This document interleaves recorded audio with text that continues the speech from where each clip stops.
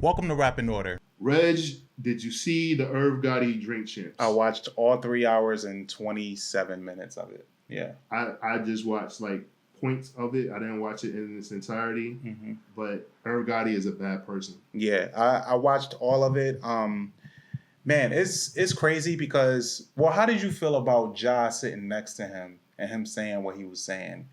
But you haven't seen the whole thing. But like, So I no, all right. So like I like watch for certain points, but so there's two things. All right. So first class seat, LaShawn, don't get mad at me. Ja Rule was on our friend LaShawn works for Delta.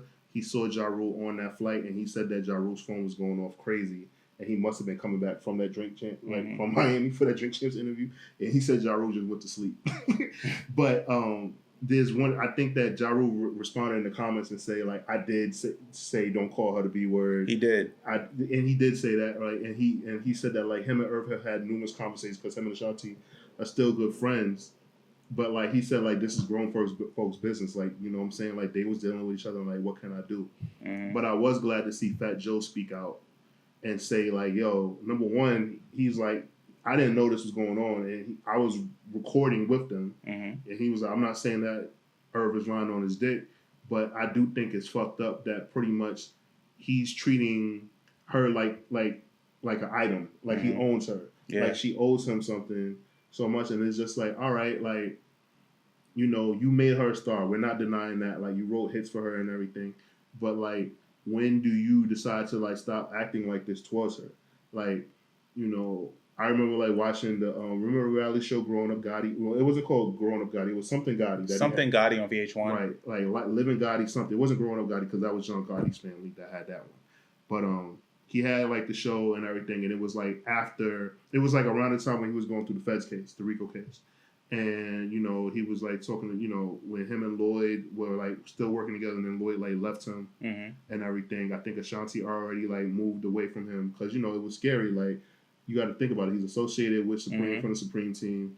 You know, Irv and his brother, they were cleared of all charges. You know, shout out to that. But I do think it's fucked up that pretty much like he holds a grudge with her basically because she's moving on with her life and her career, and like there's things that she's trying to do to, you know what I'm saying, like get ownership of her music, and he just feels like he can just do the shittiest things to her and like openly talks about it and thinks it's okay. Yeah, like he's not ashamed of it, like none of that shit. And I just think that's kind of wild, especially in the climate that we're in today. I wouldn't be surprised if like people try to like fuck up his money. And like he just got like a crazy deal, you know, that he sold because he sold like a lot of the rights for Murder Inc. And like, you know, like think about it, like he did that so he can get out of the hole, you know, because like he did produce and like write a lot of those hits, but like he basically is saying like, yo, I need this right now, so fuck y'all, I got to do this so I can get out of the hole and continue my dreams and move on to the next chapter of my life. Yeah, because he said like, yo, like you want your masters. The way that he broke it down on the episode was that like he was like, artists make a lot of money. Artists make money from touring. Artists make money from performing, and they can do that. But then if I give her masters, how do I eat? He was like, how do I feed my family? Because according to him, that's the only way for him to get, you know, any type of money off of her legacy. Right, and that's true too. But it's like you can give a person a percentage, like, all right, I'll give you 25%, I'm gonna keep 75%. You might still be mad, but I can give you nothing. Yeah, right? Something. And I just think that, like, I don't know, like with Irv, like, is weird. I think he needs therapy, and you know, I know that a lot of people, especially in the black community, don't believe in going to therapy, but like he has a problem, like especially like with holding on to shit, because like even think about like the impulsive things that he does, like, you know, Jay-Z, who he's close to, was beefing with Nas. This nigga signs Nas and Murder Inc. just because it was like the look, how it looked, and then he goes back and says like, yeah, I fucked up. That was something stupid that I did. Yeah. And like Hov put him on timeout. He talks about Mike Geronimo in the episode, right? An artist that he worked with very early on. Like there was a song called "It's Time to Build" with Jay-Z and DMX on it. Shared it on Mike Geronimo. Now Mike Geronimo said some outrageous shit that I thought was funny. He said that the reason why he just didn't fuck with Irv like that because he ain't like Irv's beats, and I think that Mike was kind of like trying to be funny because I'm like, I think you should have fucked with Irv beats because you probably would have had a bigger career. But I do understand what he's like. Yo, I never spoke bad on Irv. I never had nothing bad to say about him. We just didn't, it didn't work out. It ain't like, click. You know what I'm saying? Like Irv had a great career. Like he got DMX, Ja Rule, and Jay-Z situations at Def Jam. Like, and he was able to make millions of dollars, and he had like a ridiculous run. I just think that like Irv is very delusional. He's just said a lot of crazy things. It's pretty fucked up the way that he views, and it's very obvious how he views Ashanti. Yeah. You know, like he looks at her like an object. Yeah, like, he don't look at her like a person. It's a power thing, and she hasn't said anything about him publicly. Did you see when Ashanti came out on stage to perform with Nelly? Nelly was like, "Yo, I got front row tickets to the next game. What's up?" Yeah, and she just laughed and like walked away. Also, people have always said "Here I Am" is a diss to Irv Gotti, and now it is confirmed. I did not believe it. I never heard that. Yes. That it was a diss to Irv. Yo, your last guy was a chump. You could tell him I said it. Oh yeah, yeah. And Nelly went off on that verse too. He blacked. Damn. We should have had that for the sneak disses. Oh yeah. Damn, but, I didn't think about that. Your last man was a chump, and you could tell him I said it.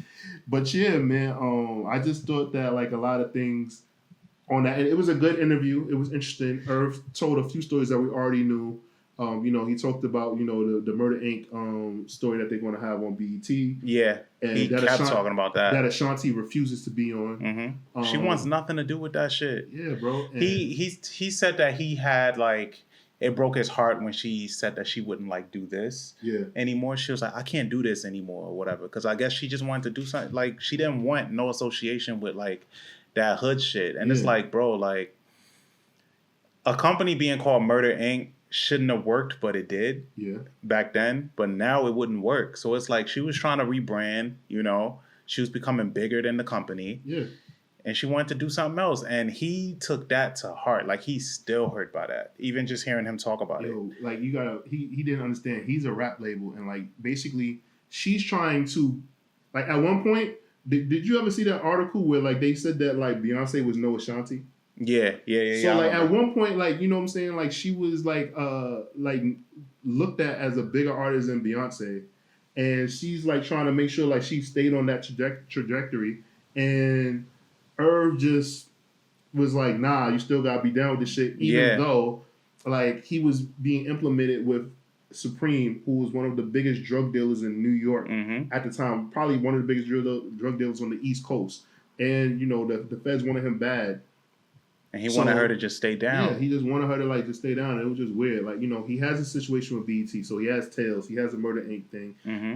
He's getting a script and treatment made for the Supreme Team story. Yeah. And, he has a lot of things that he's able to do now because, like, he's finally, like, shed the darkness of being associated so closely with Supreme.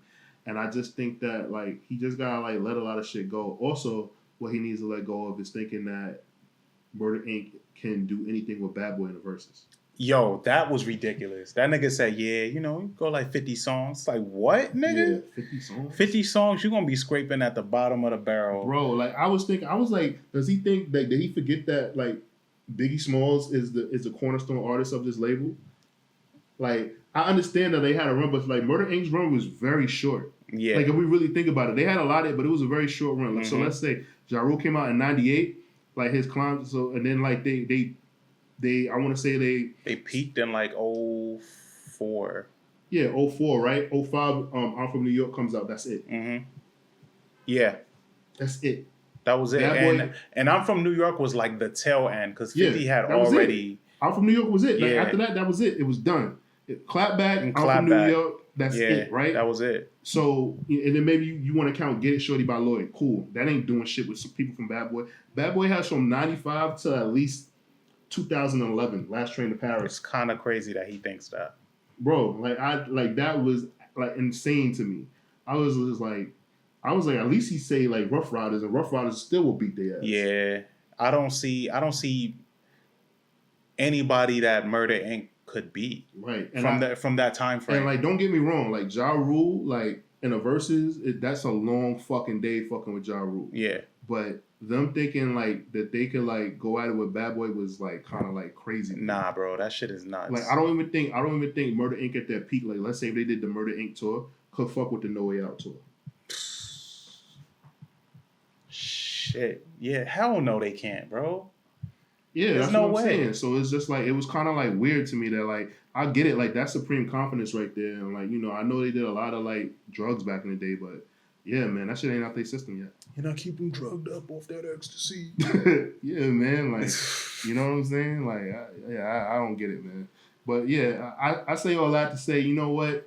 I don't feel as bad when 50 Cent fucks with these guys. No. In hindsight, I'll leave it the way it is. Yeah. When 50 was like, yo, I don't see how anybody could be friends with him. Like, I really don't like this nigga. Remember that? It was like, I really don't like this DVD. nigga. Yeah. I get it. I get it. I get it. These are their stories. Dun dun.